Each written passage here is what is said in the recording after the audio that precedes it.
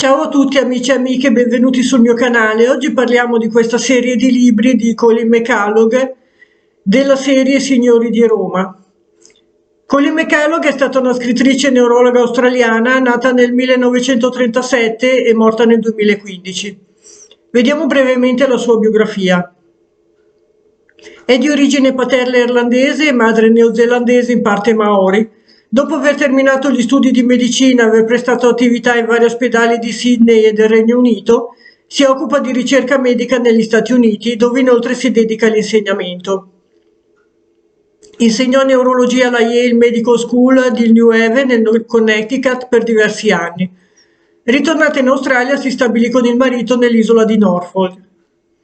Come scrittrice, il suo romanzo più famoso è Uccelli di Rovo del 1978, da cui viene tratta nel 1983 una miniserie televisiva con Richard Chamberlain e Raquel Ward. Altre sue opere di successo sono i racconti storici legati alla Roma tardo-repubblicana imperiale, che sono quelli di cui parliamo oggi, appunto. Tale attenzione le varrà una laurea ad honorem in lettere da parte della Macquarie University di Sydney nel 1993. Ha scritto anche numerosi altri romanzi, forse meno conosciuti. Da tempo cieca a causa di una malattia maculare degenerativa e costretta su una sedia a rotelle, la scrittrice muore per insufficienza renale nel gennaio del 2015 all'età di 77 anni. Colin McCullough è stata membro della New York Academy of Science e dell'American Association for the Advancement of Science. Ora vediamo i romanzi storici della serie Signori di Roma. Masters of Rome è una serie di 7 romanzi storici della scrittrice australiana Colin McCullough, ambientata nell'antica Roma durante gli ultimi giorni della Repubblica Romana. Principalmente racconta le vite di Gaio Mario, Lucio Cornelio Sila, Neo Pompeo, Gaio Giulio Cesare e Augusto. Comprende un arco narrativo che va dal 1 gennaio 110 a.C. fino al 16 gennaio del 27 a.C. La storia editoriale dei libri. La McCullough in origine decise di chiudere la serie The October Horse perché secondo lei la caduta definitiva della Repubblica Romana ebbe luogo dopo la battaglia di Filippi con la morte degli assassini di Cesare. In risposta alla pressione dei fan, la McCullough pubblicò Cleopatra nel settembre del 2007 del Regno Unito e nel dicembre del 2007 degli Stati Uniti, che è l'ultimo romanzo di questa serie di cui parliamo.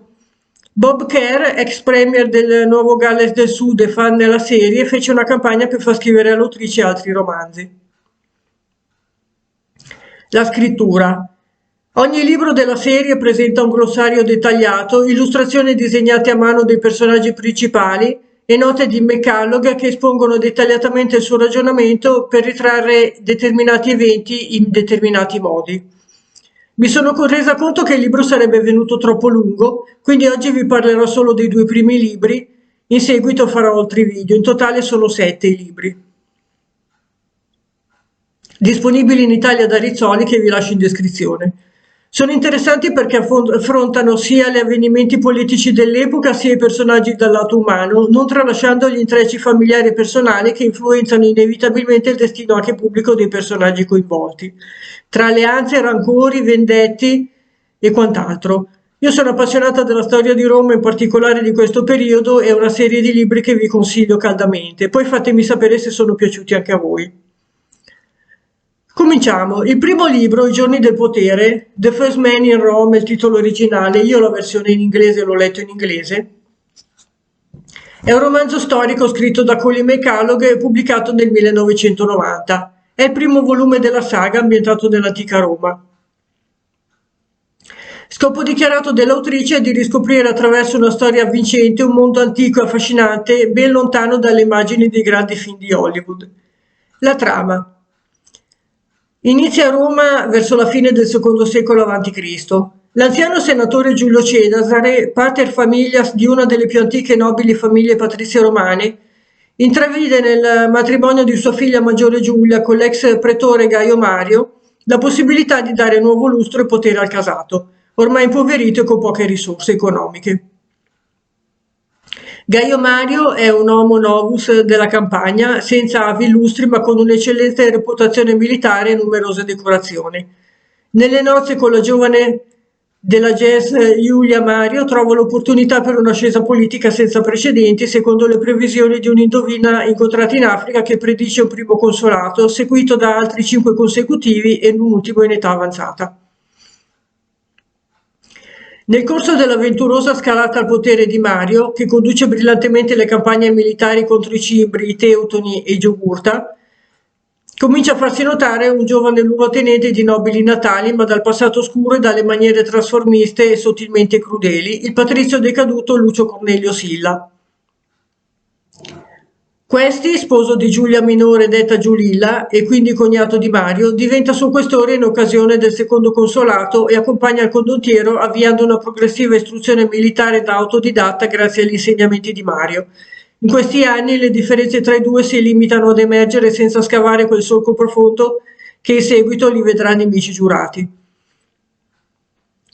Nel corso dei suoi mandati Gaio Mario attuerà la famosa riforma mariana dell'esercito, pensata per trovare reclute in situazioni difficili e ristabilire un equilibrio delle classi meno abbienti.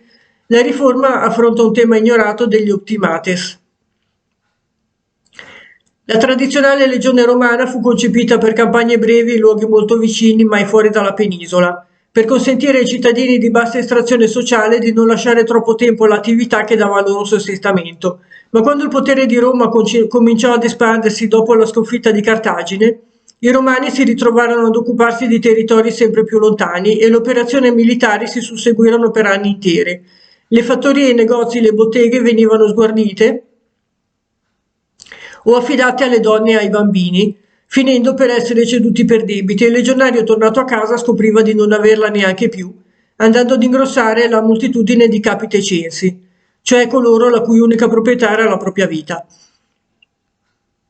Mario recluta nullatenenti nelle legioni offrendo uno stipendio e a fine campagna un pezzo di terra tra quelli conquistati al nemico, al doppio scopo di rinfoltire il ceto dei contadini e dislocare truppe veterane nei territori annessi per un futuro richiamo in caso di emergenza. Pur prevedendo le opposizioni dei grandi latifondisti, di cui molti sono senatori, mentre il vero seguito di Mario furono gli equites, i cavalieri sostenitori delle attività commerciali, il console non immagina, forse perché troppo legato alla terra, come egli stesso dice per sottolineare la differenza tra lui e il patrizio Silla, che sta ponendo una delle basi per la futura instabilità della Repubblica. Le conseguenze si vedranno pochi decenni dopo e termineranno con il trionfo del nipote di Mario, Cesare il dittatore, il famoso Giulio Cesare. Ad ostacolare Mario e in misura minore Silla si ergeranno i più formidabili rappresentanti del partito oligarchico in Senato, tra cui anche Quinto Cecilio Metello Numidico, che lo detesta per rancori personali. In realtà questo è un falso storico perché Mario fu protetto da Metello finché non decise di affrancarsi dall'ombra del suo protettore. Tra gli alleati di Mario, l'anziano senatore Gaio Giulio Cesare, i suoi figli Sesto e Gaio Minore, marito di Aurelia dei Cotta e padre di Cesare il dittatore,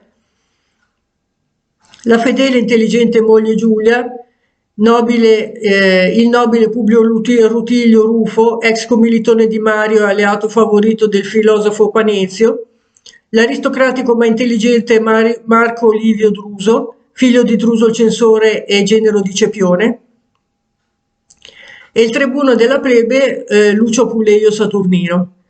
Alla fine sarà il tentativo di un colpo di stato attuato da quest'ultimo insieme a Gaio, Glaucia, per riconciliare momentaneamente i nemici Mario e Scauro, per far fronte alla minaccia contro la Repubblica. Mario, per quanto esponente dei Populares, è un uomo troppo all'antica per permettere un golpe. Debellata la minaccia, Mario si ritirerà per un po' dalla scena pubblica anche per curare una paralisi parziale dovuta a un colpo apopletico che in seguito lo affliggerà ancora. Silla, pur grato per l'aiuto e la protezione ricevuta, sta cominciando a passare dalla parte del partito dei nobili, ma sapendo che i più anziani gli saranno ancora ostili, pur essendo destinati a morire ben prima di lui, punta sui loro figli, ancora influenzabili e manipolabili. I giorni della gloria è un romanzo storico scritto da Colin McCullough, pubblicato nel 1991. È il secondo volume della saga ambientata nell'antica Roma che fa seguito a questo libro che dicevamo adesso. La trama. Ambientato a Roma nel I secolo a.C. La stella di Mario comincia ormai a offuscarsi, mentre quella di Silla è in rapida ascesa. Lo scontro tra i due titani sta per iniziare e a Roma è ormai divisa tra due schieramenti politici, quello popolare e quello aristocratico.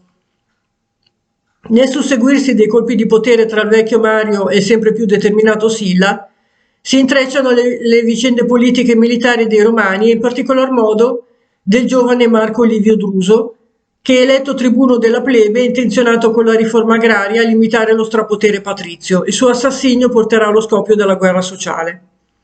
Non c'è pace in questi tormentati secoli. Silla diventa console e deve partire in Oriente contro Mitridate. Approfittando della sua assenza, Mario e i suoi sostenitori attuano un colpo di stato. Il settimo consolato di Mario però non durerà a lungo, in quanto l'anziano duce muore pochi giorni dopo per un ictus. Mai come ora Roma è divisa, una nuova guerra civile si prepara.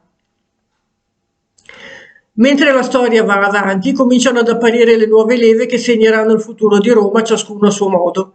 Il giovane Gneo Pompeo, figlio di Gneo Pompeo Strabone, avvia la sua carriera militare come cadetto sotto lo spietato padre e intercede presso di lui per conferire un incarico amministrativo ad un allievo ufficiale, il coetaneo Marco Tullio Cicerone.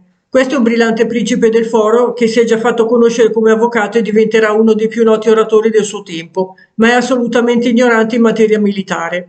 L'intervento di Pompeo segna l'inizio della loro amicizia che si incrinerà però molti anni dopo. Quinto Servilio Scipione, il giovane, scopre che la moglie Livia Drusa lo ha tradito con Marco Porzio Catone e ritiene che i suoi figli non siano più suoi. I bambini vanno quindi a vivere nella casa di Druso, fratello di Livia, e ne usciranno cambiati in modo estremo. Servilia, la futura amante di Cesare e madre di Bruto, fa la spia per conto del padre, ma viene scoperta dallo zio e condannata a non uscire di casa fino al matrimonio. La condanna viene meno per l'assassinio di Druso. Scipione morì poi durante le guerre sociali e la bambina sarà accudita da due donne sue parenti che la tratteranno male, ma lei saprà resistere e diventare una matrona astuta e manipolatrice.